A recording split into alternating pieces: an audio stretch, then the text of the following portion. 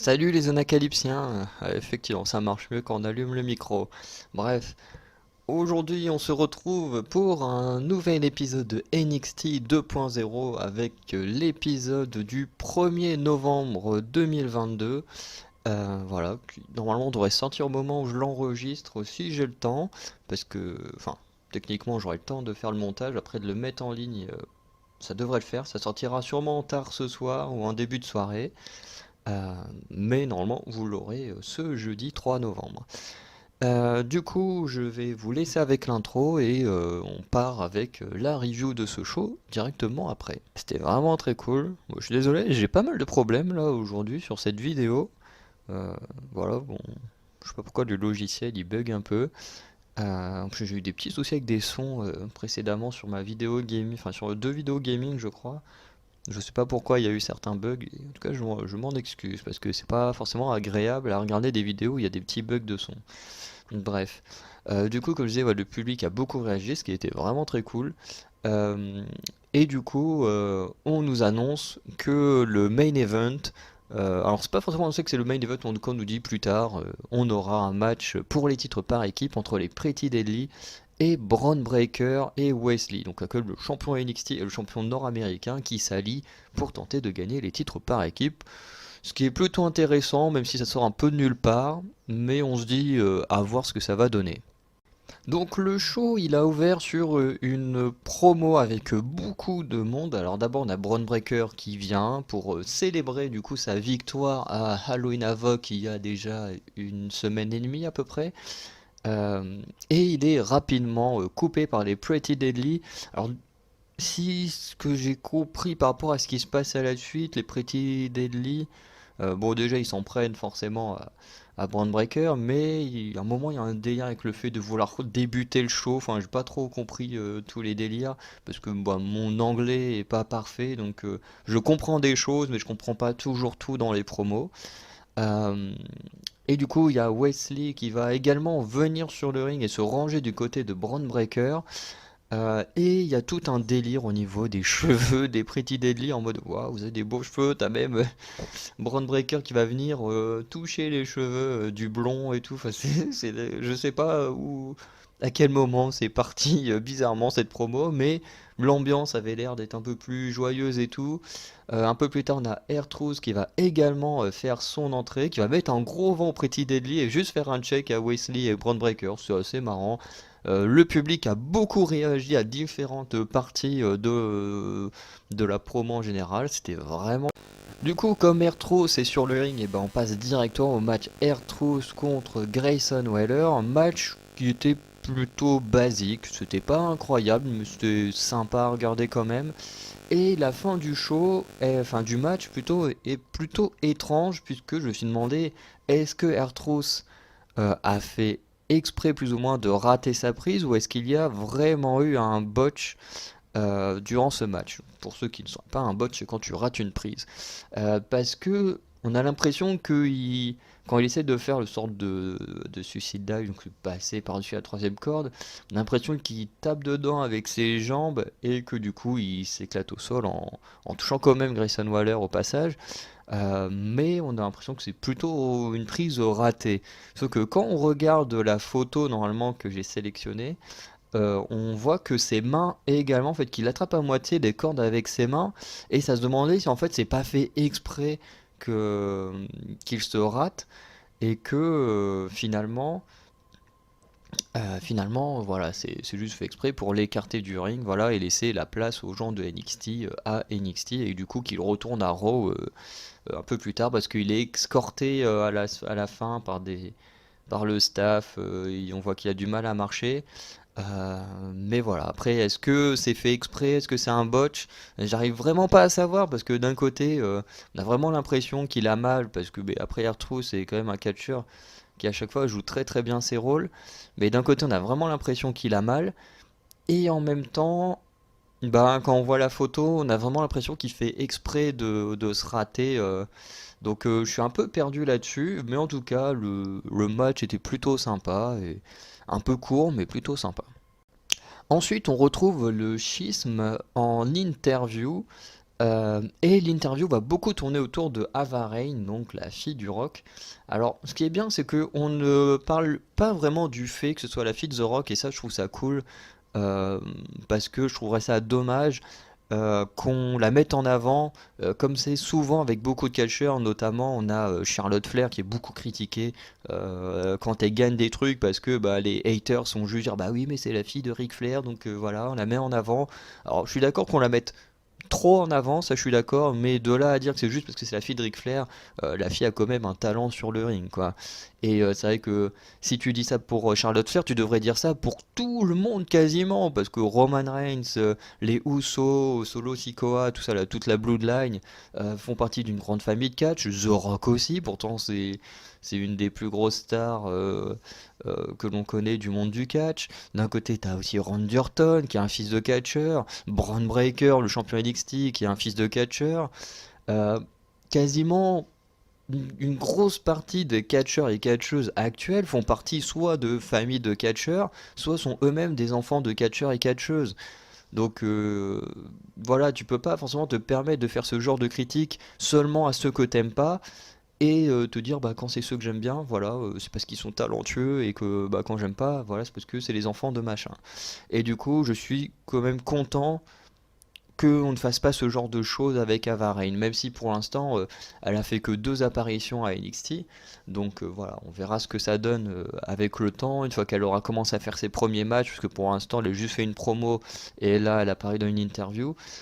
Mais voilà, le fait qu'on ne parle pas d'elle par rapport à son père, je trouve ça plutôt cool. Et justement, on va plutôt lui demander pourquoi tu as rejoint le schisme, tout ça. Du coup, elle va un peu parler de son passage au Performance Center. J'ai pas tout compris ce qui s'est passé, mais il y avait plutôt un délire dans le sens où personne s'intéressait vraiment à elle et tout. Bon, c'est la fille de The Rock, donc on se doute qu'il y a quand même un petit intérêt derrière, mais dans l'histoire, voilà, il y a un petit côté, on l'a délaissé, tout ça. Et elle va un peu attaquer le journaliste, enfin, on va l'appeler le journaliste, en lui disant, non mais pourquoi est-ce que toutes les questions se tournent toujours que sur moi pourquoi est-ce que vous demandez pas aux 2 autres gars? Alors, je crois qu'il y en a qui s'appelle Jeff et l'autre, j'ai pas retenu le nom. Euh, et du coup, il dit pourquoi est-ce que vous demandez pas à eux là? Pourquoi eux ils ont rejoint le schiste? Pourquoi est-ce qu'il faut que ce soit à moi? Pourquoi est-ce que c'est à moi forcément qu'on pose la question et tout? Ce qui est pas faux, hein. Alors moi, honnêtement, je débute NXT depuis, enfin, j'avais déjà vu 1 ou 2 épisodes comme ça droite à gauche pendant, enfin, pendant la période où je me suis remis à regarder le catch, mais du coup, c'était vraiment des trucs à part qui se suivaient pas. Donc voilà, moi je commence techniquement, on va dire que je commence depuis la semaine dernière à vraiment suivre correctement, enfin même depuis Halloween Havoc, mais voilà, ça n'empêche que tout ce qui s'est passé avant, moi je suis un peu perdu, euh, et du coup c'est vrai que les 2 autres gars du Shin, à part Joe Gacy, je sais pas trop s'ils sont nouveaux, s'ils étaient là avant, enfin bref. Euh, et c'est vrai que si eux aussi sont nouveaux, bah, comme le dit Avarine, c'est pas normal qu'on pose des questions à elle et pas à tout le groupe, ou du moins aux 3 nouveaux si les 2 gars sont également nouveaux. Chose que du coup le journaliste va un peu se rattraper après, il va faire bon bah voilà, bah, prochaine question, elle est un peu pour tout le monde, même pour vous Joe Gacy, enfin voilà. Et au final on nous dit juste que, enfin Joe Gacy nous dit juste que voilà, si euh, s'il a pris Avarain sous son aile et qu'elle a choisi de rejoindre le film, c'est tout simplement parce que eux, ils l'acceptent telle qu'elle est. Et du coup, il y a tout un rapport avec les masques, le fait de se dévoiler, sa vraie personnalité, tout ça. Et comme il dit, bah voilà, nous, Avarain, on la prend telle qu'elle est avec sa vraie personnalité. Et voilà, on va pas chercher à la transformer ou quoi que ce soit. En soi, voilà, on la prend comme ça. Et c'est comme ça qu'on l'aime. Et du coup, voilà, moi j'ai surtout hâte de voir une rivalité, parce que c'est vrai que pour l'instant, le schisme, il nous parle, mais il n'y a pas de. Il n'y a pas d'adversaire, il y a rien pour l'instant, ils sont juste là en train de faire des promos, des segments. Bon, après, ça fait que 2 semaines du moins que les nouveaux ou juste la nouvelle Ava sont là. Mais c'est vrai que ce serait bien de créer quelque chose contre un autre clan ou quelque chose, parce que bah, malheureusement, on a l'impression qu'ils sont là, ils parlent, mais on sait pas trop où on va avec eux. Ensuite, on a eu un autre match entre Thea Hale et Kiana James. Je notais que Kiana James a beaucoup dominé le match, notamment en travaillant énormément le bras gauche de son adversaire. Euh, et du coup, on a un moment, un crossbody qui était plutôt sympa de Théa, qui a été contré. Mais du coup, même dans le contre, Kiana James s'est retrouvé en roll-up. Heureusement, elle a réussi à s'en dégager. Voilà, parce que les roll-up, c'est quand même un peu chiant. Et un moment, on a un gars du Chase You. Alors, le Chase You, moi, la semaine dernière, je comprenais pas ce que c'était, ni à Halloween Havoc. Euh, Parce que t'avais juste un mec, alors que moi ici j'ai appelé le prof ou leader, je sais pas trop ce qu'il est, mais t'avais une genre de prof qui expliquait des choses à des sortes d'étudiants et tout, et en fait j'arrivais pas à comprendre ce que c'était ce truc, si c'était juste, tu vois, un segment, genre à moitié de pub pour parler d'un truc, parce que je comprenais que dalle de ce qu'il voulait raconter, où il voulait en venir. Et en fait, bon bah là j'ai cru comprendre finalement que c'était une sorte de clan du coup à NXT. Et du coup, là, à un moment donné, alors je crois que c'est ce que j'ai mis en photo, t'as un gars du Chase You qui va tricher en prenant le pied de Théa et en le mettant sur les cordes à un moment où Kiana fait le tomber. Et du coup, c'est le prof qui va lui dire non mais vas-y, nous on fait pas ça ici, du coup tu dégages, tu retournes dans le vestiaire. Chose qui est vachement cool parce que techniquement c'est l'arbitre en général qui le fait. Là c'est carrément le leader du groupe qui le fait dégager. Et au final, ça va un peu foutre la merde parce que ça va permettre à Kiana James de faire son finisher qui est vraiment cool parce que c'est une sorte de bulldog mais un peu retravaillé et tout. Franchement, bon, je peux pas vraiment mettre d'extrait parce que souvent les extraits ça peut poser problème. Notamment dans une vidéo, j'avais mis un extrait du finisher de Roxane Perez et du coup qui bloquait la vidéo dans quelques pays, bon, qui en soi sont clairement pas les pays niches où j'ai envie que mes vidéos forcément soient vues, mais c'est quand même un peu chiant d'avoir un blocage partiel juste à cause d'un extrait. Mais si vous avez l'occasion de rechercher le finisher de Kiana James, franchement allez voir parce que c'est plutôt sympa. Moi j'ai trouvé vraiment cool. Et du coup, bah, Kiana James remporte le match clean. Voilà, donc c'est plutôt sympa. À la fin, il y a un gars, je ne sais pas c'est qui va agresser le professeur et tout. Du coup, celui qui s'était fait virer du Chase You du ring, enfin des abords de ring, va revenir pour faire le save. Voilà, donc je ne sais pas qui est vraiment ce gars, mais il y a sûrement une rivalité entre le clan et ce mec dont j'ignore l'existence, va sûrement débuter. Il y a juste une chose que j'ai envie de dire, enfin deux choses. Mais une chose qui m'a fait bizarre, c'est le fait que ce soit le groupe qui avait l'air face qui se comporte comme un heel à un moment donné.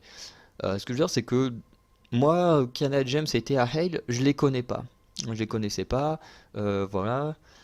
Ce sont des personnes que j'ai découvertes là. Et, euh, et du coup, dans les entrées, quand ils sont arrivés, Thea Hale avait l'air d'être plutôt appréciée par le public, tout ça, donc je me suis dit, ok, c'est une face. En plus, elle a un petit peu ce comportement un peu rigolo, voilà, qui fait rire le public, enfin, qui peut faire rire le public. Du coup, je me suis dit, ok, elle est face. À côté, quand Kiana James a fait son entrée, elle a un côté vraiment très arrogant, enfin, très arrogante. Euh, et même dans sa façon de se battre et tout, elle a plutôt un côté très heel. Et du coup, ça m'a étonné que du coup, c'est ceux qui ont l'air le plus face, du coup, qui à un moment donné vont tricher pour essayer de ne pas perdre le match. Et du coup, ça m'a un peu surpris. Voilà, je sais pas ce que vous en avez pensé pour ceux qui ont vu le show de NXT et tout, mais moi j'ai trouvé ça un peu bizarre que le groupe qui a l'air face triche pour tenter de gagner. Enfin, bon, il n'y a pas eu de tricherie dans le sens où ils ont attaqué ou essayé de faire diversion sur Kiana James, mais quand même une tentative de tricherie pour ne pas perdre le match. Je trouvais ça un peu chelou.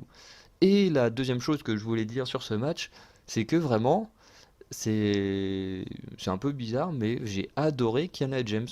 Je trouve que c'est une très bonne découverte. Bon, après là, c'est clairement de la mid-card, hein, c'est clairement pas une catcheuse qui, à mon avis, actuellement va aller dans les courses au titre et tout ça. Je pense qu'elle a.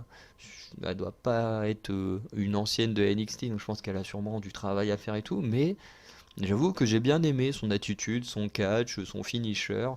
Euh, donc voilà, moi j'aimerais bien en connaître plus, enfin en savoir plus, en voir plus sur cette catcheuse que j'ai trouvé plutôt cool. Mais en même temps, j'ai souvent tendance à bien aimer les heels. Voilà, donc très très bonne découverte de Kiana James.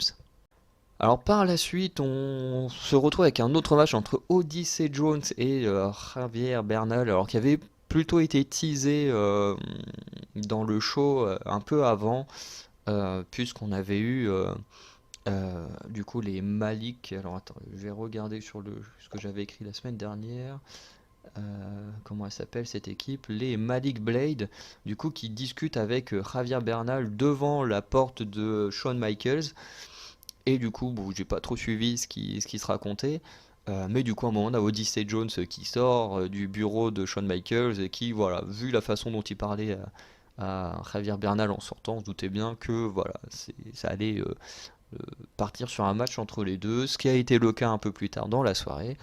Et le match était plutôt sympa, surtout que comme vous pouvez voir sur la photo, on a deux gabarits très différents.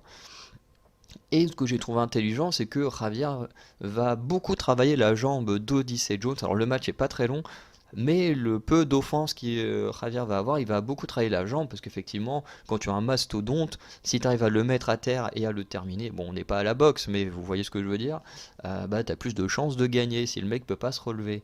Et quand c'est des géants ou des mastodontes, et ben, c'est une très bonne technique pour essayer de gagner. Mais au final, c'est quand même Odyssey Jones qui va l'emporter avec un finish. Alors, je sais pas si c'est son finisher à lui, mais pareil, qui était une prise vraiment très cool. Euh, et, euh, et voilà, après, vu les deux gabarits, c'était pas forcément étonnant, mais bon, de toute façon, ça peut arriver que des fois que des petits gabarits en battent des plus imposants. Euh, mais, euh, mais voilà, et puis Odyssey Jones a quand même une très bonne sympathie, franchement, je l'ai trouvé très cool, euh, très dynamique et tout. Souvent, t'as des catcheurs de son gabarit qui sont très lents et tout, alors qu'il est très dynamique et tout. Franchement, pareil, Odyssey Jones, c'est une bonne découverte et j'ai hâte de voir un peu plus de matchs et tout avec lui parce que il a l'air vraiment cool. Et puis on sent vraiment que c'est le face, le mec qui est tout le temps souriant, tout le temps cool, enfin bref, très bonne découverte de Odyssey Jones. Ensuite, on a une promo sur le ring avec les Toxic Attraction qui vont monter sur le ring, fêter les 1 an de règne de Mandy Rose. Du coup, on va avoir un petit recap des grands moments, plus ou moins, de Mandy Rose durant cette année, avec sa victoire pour le titre, puis bah, voilà, tout ce qui s'est plus ou moins passé par la suite. Et je crois que c'est même Jessie Jane qui parle au micro pour mettre énormément en avant Mandy Rose. Et comme je m'y attendais, je pense qu'on s'y attendait tous à 1000%. Je crois que je l'avais même dit de toute façon la semaine dernière dans la review d'NXT, hein, mais c'était, pardon, c'était logique que Alba Fyre allait apparaître et gâcher la fête et allait attaquer absolument tout le monde. À part Mandy Rose qui a réussi à sortir du ring et qui est la seule à ne pas avoir pris de coups, mais elle a vraiment dégommé tout le monde, vraiment. Non, Jessie Jane aussi, je crois que Jessie Jane, elle s'est peut-être pris un coup et puis elle est sortie, ou peut-être qu'elle est juste sortie et pareil comme Mandy Rose n'a rien pris. Mais du coup, t'avais des sortes de serveurs, enfin, t'avais deux mecs comme ça qui servaient à moitié de serveurs sur le ring, pareil, qui sont fait dégommer par Alba.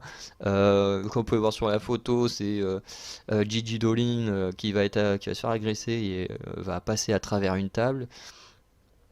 Et du coup, Alba Fyre va clairement dire qu'elle va dégommer Gigi Dolin, qu'elle a l'intention de dégommer Jessie Jane et de terminer Mandy Rose par la suite. Donc la rivalité n'est toujours pas terminée et j'ai hâte de voir comment tout ça va se terminer entre les Toxic Attraction et Alba Fyre parce que franchement leur match à Halloween Havoc était très décevant. Donc j'ai hâte de voir un match sans intervention, sans rien entre les deux parce que ça peut être vraiment très cool. Ensuite, on a un match entre Indy Hartwell et Zoe Stark qui va être accompagné de Nikita Lyons.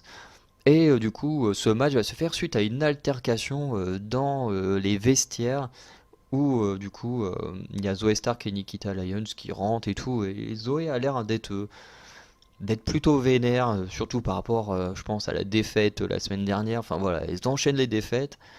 Et du coup, elle est plus ou moins vénère. T'as Indy Hartwell qui veut clairement l'envoyer balader et tout, ce qui va commencer à mettre de la tension. T'as un peu toutes les filles qui étaient dans le vestiaire qui vont les séparer pour les empêcher de se battre. Et du coup, ce qui va mener à un match. Match qui, franchement, était vraiment pas mal. À un moment, on a eu un très beau crossbody de Zoé après un saut dans les cordes. C'était cool. Et j'ai l'impression que Zoé, elle maîtrise hyper bien les cordes. À un moment, elle fait un salto hyper chelou en cédant des cordes. Franchement, faut regarder ce match pour voir cette prise. Elle était hyper particulière. J'avais quasiment jamais vu ça avant. Et franchement, c'était magnifique à voir. Mais au final, Zoe Stark va vouloir envoyer Indy Hartwell à travers la table des commentateurs, sauf que Nikita Lyons, alors je crois que c'est la photo que j'ai prise, va tenter de la dissuader. Et du coup, elle va remettre Indy dans le ring. Sauf que bah du coup, comme Zoé est parlementaire avec Nikita, bah, quand elle va remonter, bah, elle va se prendre un vieux kick dans la tête, puis un coup, comme on avait vu la semaine dernière avec Indy Atwell, son coup d'avant-bras dans la nuque. Du coup, tombé 1, 2, 3. Et du coup, victoire de Indy Hartwell. Donc Zoé Stark continue d'enchaîner les défaites.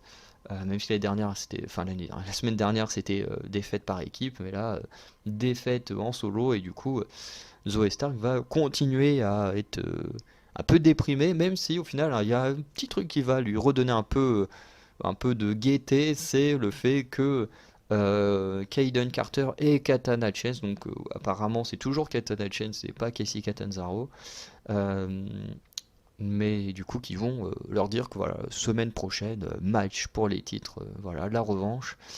Donc ça a l'air de mettre Zoe Stark un peu plus en gaieté, même si elle a toujours envie de se battre. On a l'impression de voir Butch, mais version femme à NXT, parce que vraiment, t'as l'impression qu'elle va te démarrer tout le monde, même les gens qui lui disent des trucs cool, en mode, hey voilà, t'as perdu la semaine dernière, mais la semaine prochaine je t'offre un match de championnat, et puis là, euh, elle est contente, mais en même temps elle veut quand même démarrer les filles, tu dis, bon, elle va vraiment se fighter avec tout le monde, celle-là. Mais franchement, c'était sympa. J'aime bien Zoé Stark, honnêtement. Nikita Lyons, j'ai un peu plus de mal à aimer, mais Zoé Stark, vraiment, j'aime bien. Ensuite, on part sur un match entre ma favorite de NXT 2.0, donc Cora Jade, contre Valentina Feroz, que je ne connaissais absolument pas, mais pareil, qui m'a beaucoup surpris et que j'aimerais beaucoup revoir. Ça fait quand même pas mal de gens qui m'ont pas mal plu cette semaine que je ne connaissais pas entre Kiana James, bah, Valentina Feroz et Odyssey Jones. Sauf que bon, à chaque fois, il n'y a pas assez de temps pour mettre tout le monde dans un show de NXT, entre ceux que j'aime déjà de base. Voilà, parce que notamment Roxane Perez ne sera pas là ce soir, ce qui m'a un peu étonné par rapport à ce qui se passera à la fin du match. Bref, on a Corazé du coup qui affronte Valentina, match qui est plutôt sympa et surtout qu'on a deux gabarits encore différents et à chaque fois je suis étonné euh, du gabarit de Cora Jade parce que à chaque fois quand tu la vois à côté de son mari, donc Braun Breaker, Braun Breaker à côté, ça a l'air d'être un monstre. Quand tu la vois genre sur des photos toute seule, franchement, elle est là, elle est toute mignonne et tout, et puis elle a l'air plutôt, bah, tu vois, d'avoir un physique normal, quoi, comme n'importe qui.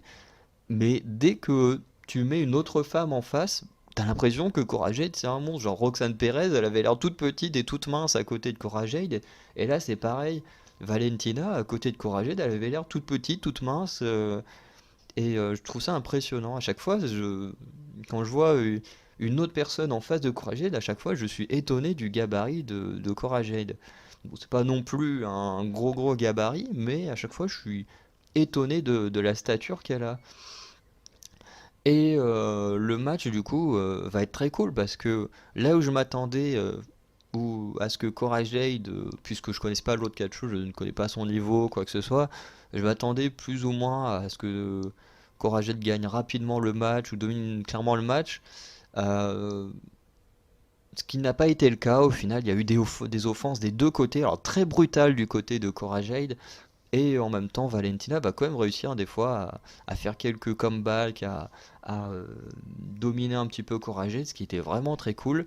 Et au final, ce qui va coûter le match à Valentina, c'est qu'elle va tenter une sorte de crossbody. Alors, c'est pas vraiment un crossbody parce qu'elle n'était pas vraiment partie sur le côté, mais elle va tenter un saut et esquiver par Coraget, donc elle va juste s'exploser au sol. Chose par laquelle Coraget va enchaîner avec un senton puis par un DDT pour la victoire. Et ensuite, Corajet va tenter d'agresser Valentina avec son kendo stick là tout noir, mais c'est Wendy Shaw, alors je crois que c'est vraiment ça, alors son prénom c'est sûr que c'est Wendy, mais bon, qui va venir faire le save, euh, même si j'ai cru que ça allait pas vraiment être un vrai save, parce que Wendy elle arrive pas, elle fait un coup de kendo stick direct dans le ventre, je me suis dit bon, save un peu raté, mais finalement non, Wendy va reprendre le dessus, va faire sortir Cora du ring, et puis voilà. Euh, et c'est vrai que ça m'a beaucoup étonné que ce soit Wendy qui fasse le save, parce que ben moi je pensais que ce serait plus Roxane Perez qui viendrait, mais du coup ça a l'air de montrer que la rivalité entre Roxane et Cora Jade a l'air d'être vraiment terminée. Voilà, donc un peu étonné, mais pas. Enfin, un peu étonné voilà, que ce soit pas Roxane qui vienne, mais en même temps, vu ce qu'il y a eu à Halloween Havoc, c'est pas non plus étonnant que la rivalité entre les deux soit terminée. Enfin, on verra un peu plus tard, mais là on a l'air de partir peut-être sur un truc entre Cora Jade et Wendy, donc on verra dans les semaines qui suivent. Puis nous avons le main event du coup entre Bron Breakker et Wesley contre les Pretty Deadly pour les titres de NXT. Et en fait, on va remarquer que du coup, Wesley et Breakker vont beaucoup dominer le match. Notamment, j'aime bien un moment où on a Wesley qui va esquiver toutes les attaques de Pretty Deadly. Notamment, il va esquiver deux descentes du coude du blond dans l'équipe. Après, il va également esquiver une attaque du brun à l'extérieur du ring. Il va remonter dans le ring pour faire le hot tag. Et au moment où il tape dans la main de Breaker, t'avais les deux Pretty Deadly qui étaient derrière, qui ont sauté en même temps, mais qui n'ont pas réussi à le rattraper. Enfin bref, tout ce petit passage-là, franchement, j'ai beaucoup aimé. À un moment, pareil, on a Braun Breaker qui fait une double souplex, mais vraiment, il a les deux gars là, et puis hop là, il les envoie en arrière. C'était incroyable parce que je savais que Braun Breaker était puissant, mais je l'imaginais pas puissant à ce point-là. Et franchement, ce passage-là, il était vraiment incroyable. Et en fait, on en arrive à un point où on se dit, mais comment les Pretty Deadly vont pouvoir remporter le match face à un monstre comme Braun Breaker et Wesley? Parce que Wesley, c'est pas que c'est un monstre comme Braun Breaker, mais c'est le truc, c'est que le mec, il vient de gagner son titre nord-américain. C'est son premier match depuis qu'il est champion. Donc tu te dis, comment tu peux faire perdre Breaker et Wesley clean parce que bah comme je disais, ce match il sort un peu de nulle part. Donc j'imaginais mal Breaker et Wesley finir champion quoi, ça n'aurait aucun sens que deux mecs sont juste là, ouais hop on s'aime bien, allez hop on devient champion par équipe comme ça, tranquillou. Voilà, je me doutais bien qu'ils allaient perdre, mais je voyais pas comment ils pouvaient perdre. Et finalement, la réponse est simple, c'est que un moment, Wesley va monter sur la troisième corde, et c'est Carmelo Hayes qui va intervenir en poussant Wesley dans le ring. Et du coup, les Pretty Deadly vont profiter pour faire une petite roll-up, et du coup, conserver leur titre. Du coup, Wesley, complètement énervé, il va faire un suicide dive sur Carmelo Hayes à l'extérieur du ring. Ensuite, les deux vont partir en baston vers les coulisses. Et du coup, on se retrouve juste avec Braun Breaker sur le ring qui va se faire démonter par Von Wagner, qui avait déjà eu une conversation avec Apollo Crews, voilà, par rapport au fait de vouloir challenger Braun Breaker pour le titre. Euh, et en plus, on termine le show où on voit du coup Apollo Crews et Gigi McDonough devant un écran en train de du coup qui regardait le match. Et du coup, il y a McDonough qui va lancer une petite pique à Apollo Crews. Donc, je sens qu'il peut se passer deux choses. Soit triple straight match entre McDonough, Apollo Crews et Von Wagner, et le vainqueur des trois aura une tentative, enfin aura une chance pour le championnat NXT face à Braun Breaker, ou deuxième possibilité, un Fatal 4-Way pour le titre de NXT entre ces 4 hommes pourrait être intéressant également. Et pourquoi pas, intervention de Dragunov qui reviendrait de sa blessure de la semaine dernière, ça pourrait être sympa. Et du coup voilà, le match se termine là-dessus, et j'ai trouvé que c'était quand même une très bonne fin pour le show.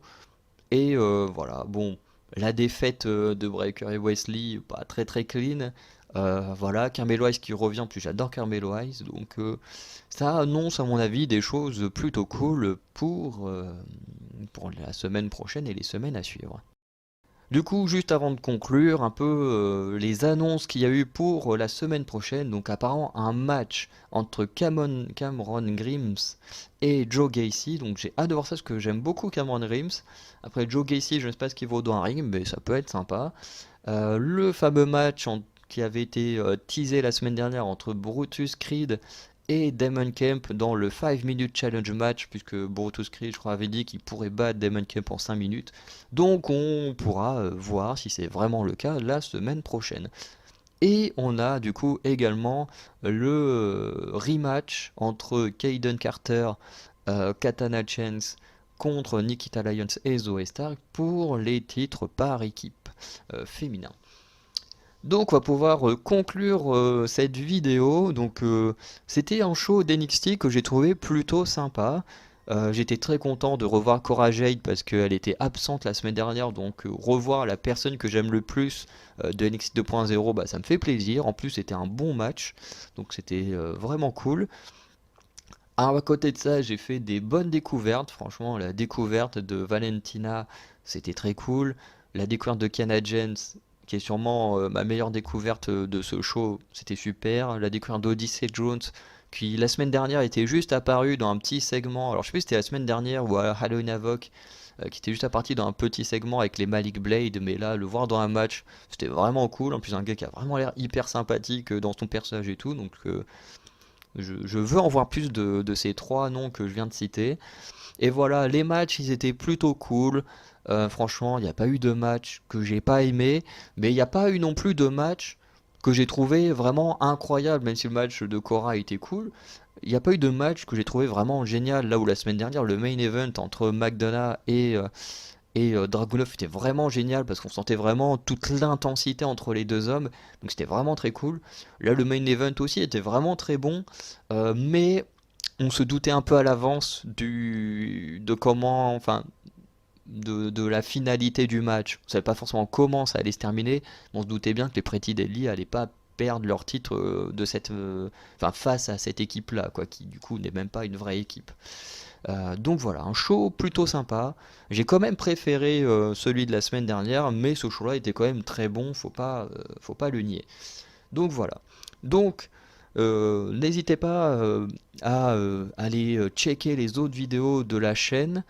S'il y a d'autres choses qui vous intéressent sur nos autres chaînes YouTube, bah, n'hésitez pas à aller les checker également. Et sinon, bon, on se dit à très bientôt pour de nouvelles vidéos.